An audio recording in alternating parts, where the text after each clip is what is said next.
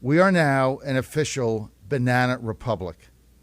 What the Democrats are doing to this country is they are ripping it to shreds for political gain. See, folks, I've been telling you for 4 years we're not dealing with Democrats. We're dealing with Communist Party USA. These people are communists.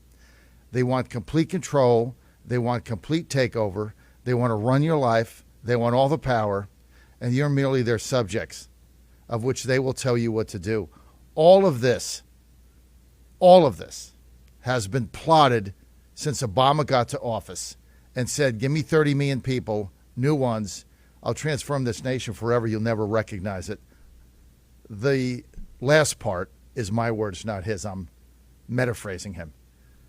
But this is the culmination of it.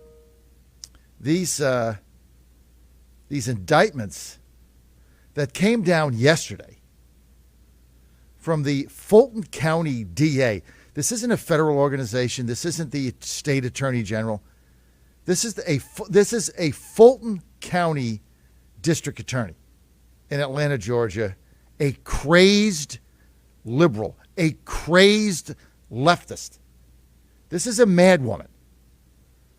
I'm sure she's going to turn around and run for governor now, Fani Willis. Let's get to graphic A. The indictments that came down last night, over, 15 people? These were stunning. First of all, they're asinine. Most of them make no sense whatsoever. And I tell you what, they had nothing to do with Trump's phone call with Brad Raffensperger, who I said, since I went in his office and did my show there for 4 hours live taking phone calls, Raffensperger said he never had a problem with the call. This was never about that call. In fact, one of the charges here is that they made what they called false statements in a prior lawsuit. So I guess now, if you file a lawsuit and you don't win, now you could say, well, obviously it was false, you're going to jail. Not you have to pay attorney's fees. Now you're going to prison. This is the precedent these people are setting. They have one goal, and that is to put President Trump in prison so that he can't run for president. The RICO charges are preposterous. If you want to charge somebody with RICO, all you got to do is look at Hillary Clinton. That was a conspiracy on the Russia collusion top to bottom. That went from her campaign passing money down the line to create false FISAs, false information, false documents for a false narrative. If there's ever a RICO, if you want to do RICO now, based on that, she should be in Sing Sing and the whole bunch of them. This is incredible. We are now an official banana republic. Let's go to graphic B. Let me tell you some of these charges. Violation of Georgia's RICO Act. Like these people are mobsters. That's number one. Solicitation of violation of oath by a public officer. The hell is that? This election was stolen in Georgia.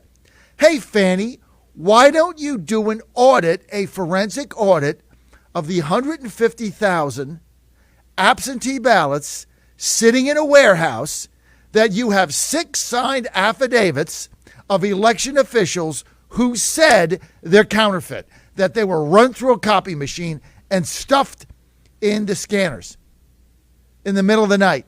6 affidavits. What about those, Fani? Moron. That they don't care about this. This has nothing to do with the truth. This is to stop our movement. This is unbelievable. Here's another one. We're in, what's this, graphic B. Conspiracy to commit impersonating a public officer. The hell does that mean? A public officer? What? The electors are public officers? You would then have to go back to 1960 and indict and jail anybody still remaining in the Democrat Party that put themselves up as electors in Hawaii in 1960. They all got to go to jail now, if they're still alive.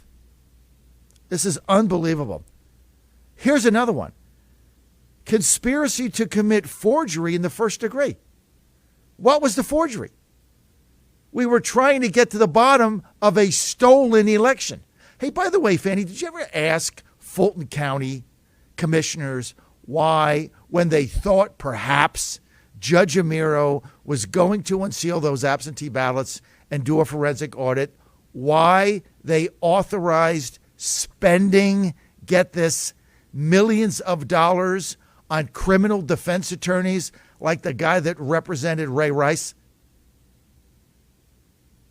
Did you ever think about that? No, of course not.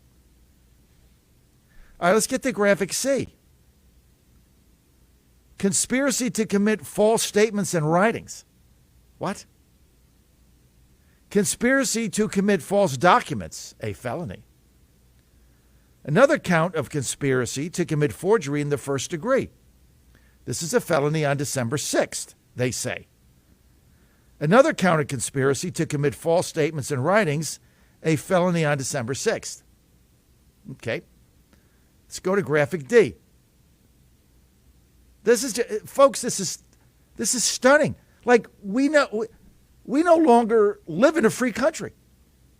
I just want you to understand the depths of what they've done here. You're next. I'm next. We're all next. If this stands, basically what they're saying is, if you make a statement that we deem to be false, you can go to jail. No free speech. If you say ivermectin worked for me, you can go to jail.